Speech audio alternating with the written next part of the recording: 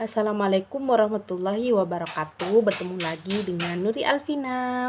Oke, di sini saya akan menjelaskan tentang pengukuran kinerja dan evaluasi kinerja, di mana pengukuran kinerja adalah tindakan pengukuran yang dilakukan terhadap berbagai aktivitas dalam rantai nilai yang ada pada perusahaan.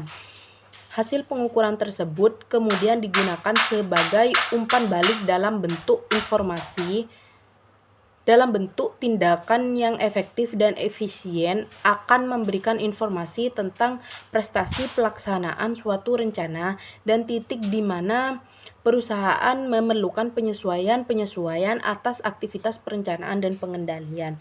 Menurut Hansen dan Woman, pengukuran kinerja itu terbagi menjadi dua kelompok, yaitu tradisional dan kontemporer. Pengukuran kinerja tradisional dilakukan dengan membandingkan kinerja aktual dengan kinerja yang dianggarkan atau biaya standar sesuai dengan karakteristik pertanggungjawabannya. Pengukuran kinerja kontemporer menggunakan aktivitas sebagai pondasinya. Ukuran kinerja itu dirancang untuk menilai seberapa baik aktivitas dilakukan dan dapat mengidentifikasi apakah telah dilakukan perbaikan atau berkesinambungan. Evaluasi kinerja adalah bentuk penilaian atas kontribusi pegawai kepada perusahaan. Hasil penilaian ini menjadi parameter apakah karyawan dapat mencapai target atau tidak. Dua hal yang menjadi bahan evaluasi adalah kualitas dan kuantitas.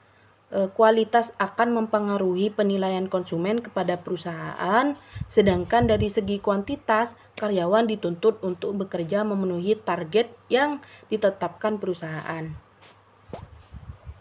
Oleh karena itu, evaluasi berfokus pada hasil kerja karyawan secara kualitas dan kuantitas sesuai dengan job desk yang dimiliki. Nantinya ada umpan balik dari perusahaan sesuai dengan prestasi yang sudah dilakukan karyawan.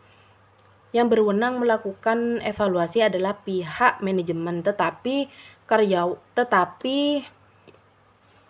karyawan berwenang seperti atasan atau leader dapat juga memberikan penilaian, sebab merekalah yang paling dekat turun langsung bersama karyawan.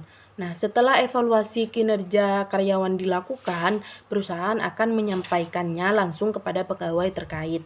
Karyawan itu dapat mengevaluasi diri dan memperbaiki aspek-aspek yang menjadi catatan. Sementara bagi perusahaan, mereka tinggal merencanakan kebijakan untuk masa selanjutnya.